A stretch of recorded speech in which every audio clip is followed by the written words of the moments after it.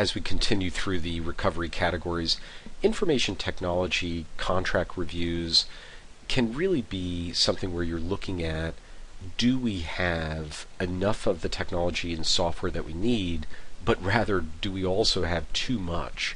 And are we giving people that never will use Microsoft Access, for example, or other products, do we give them that product and pay for that licensing when we really shouldn't be, because they'll never use it? And the type of technology that you're buying for the type of role or job in these cases also kind of comes into this information technology audit. So it is a bit of a usage review, as well as it's looking at whether or not you're paying the right rates. When you look at leasing, again, it's very similar. It's just now we're auditing building owners and taking a look at lease costs. We're taking a look at how common area maintenance costs may be ramping up, and these are the costs for things like snow removal and garbage, and everyone seems to pay them. And again, is it fitting to contract? Is it fitting to benchmarks in the industry? Is the contract fair? And these are all things that come out of these audits.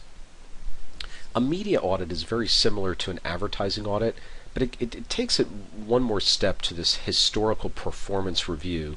An advertising agency audit looks at the entire relationship. A media audit really looks at the media spend by that agency and determining whether or not did they pay for it all properly, I guess, is one thing. But the second thing is, did the actual ad run? Did it run completely? Was it cut off? Did the magazine use the wrong color? These are all things that are actually tracked in databases, and these media auditors will utilize the database to then determine whether or not you should be getting credits back for media that you shouldn't have been charged for.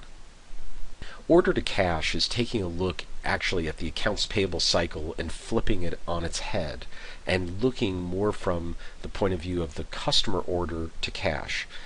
Did you charge them for every order? Did you charge them the right price for every product that they purchased? This all fits into order to cash auditing. Now, we've talked a bit about how cost recovery relates to fraud already.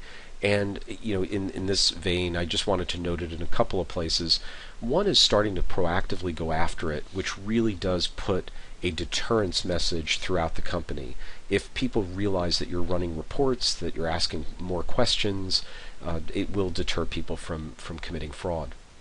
Project fraud is fraud that relates to a project itself, and it's looking at all of the project components, like as time reporting, travel and entertainment reporting, etc. And in a way, it's looking at your internal construction projects or other IT projects that you might be running and auditing them in a very similar vein of doing like a vendor audit.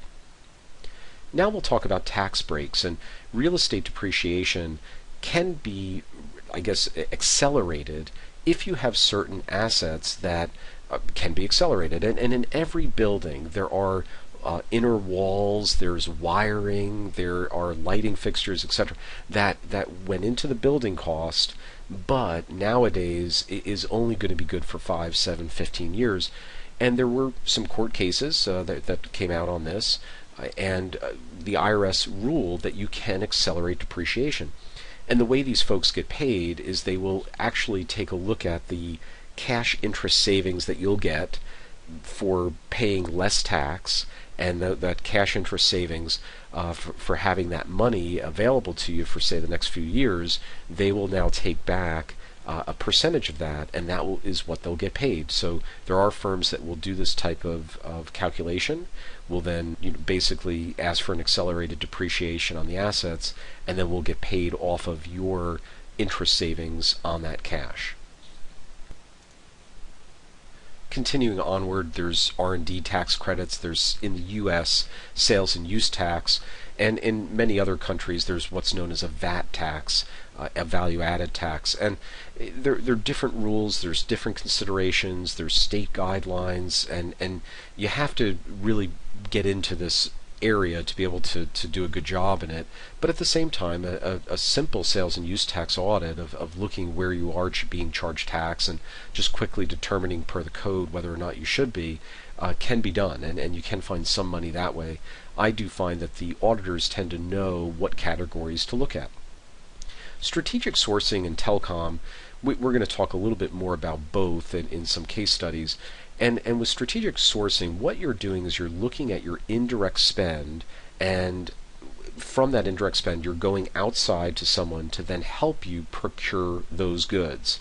It could be your direct spend. I mean, if you are manufacturing picture frames, probably the wood associated with the picture frame, the glass, you're probably pretty good at. However, all of the other costs associated with the picture frame manufacturing, such as all the indirect costs, such as your lighting fixtures, your office supplies, your garbage removal, etc., all of these other indirect spend that help run the plant, that make the picture frames, would be a much more likely target. And it's usually because companies aren't as good at looking at that if it's not part of their direct spend. Telecom can fit into that because it is an area that few organizations understand that well, and it tends to be very complex how they bill and how contracts are set up. So again, it's a good idea to get an auditor in there and look at it. So let's look at a couple of examples now. One of the first things a sourcing firm will do is to take a look at the aggregated spend across the decentralized organization, try to aggregate it, create that leverage situation, and then apply their benchmark to it, that collective benchmark knowledge to the situation.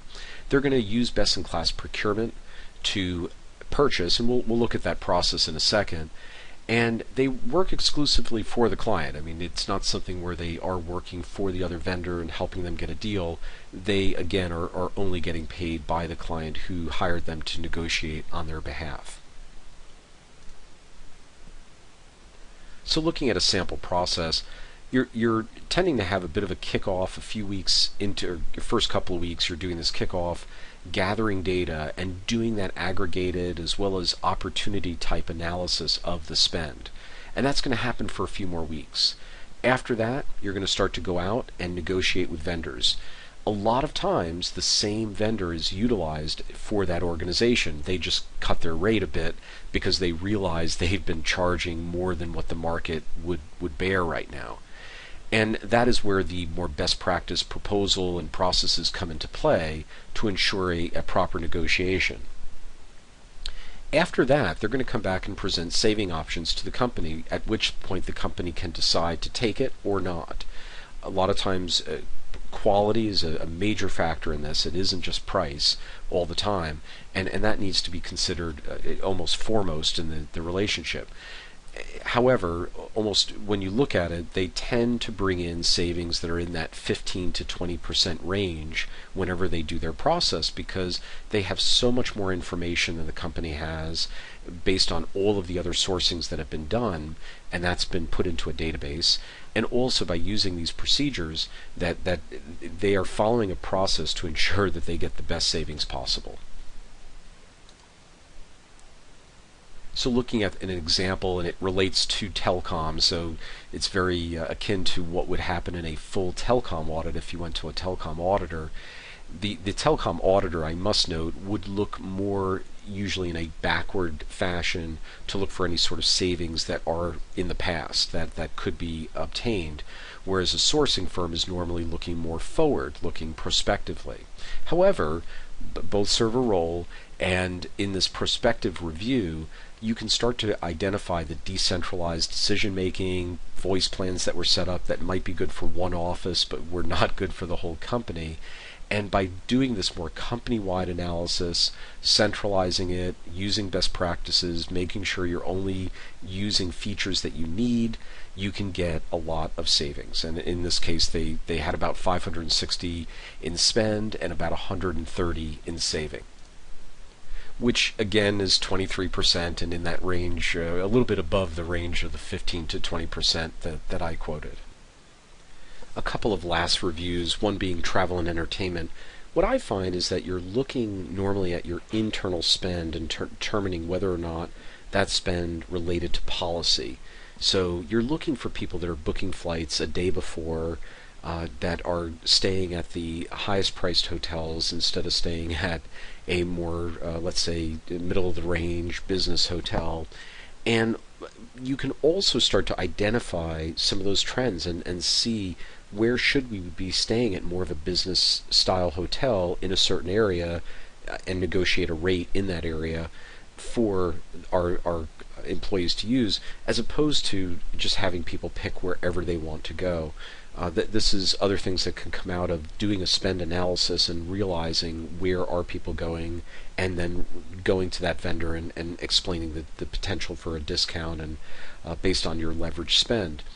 Utility audits will then go back to more of a telecom type auditing, except this time we're going to be taking a look at electricity, gas, water, waste, and a lot of times the utility auditors are very good at telecom auditing, so you might want to take a look at them for both as well. There has been a lot of change in utility markets in the last 10 years, so it's something to take a look at. You may have done these types of reviews before, and or you might have done more of these usage reviews, and utility firms will also do a usage review. They won't only look at the vendor relationship, they'll also look at your internal type of procedure and see whether or not there's a way to save money. Fluorescent lighting bulbs was kind of a craze a few years back, and they have many of these other programs that can be suggested.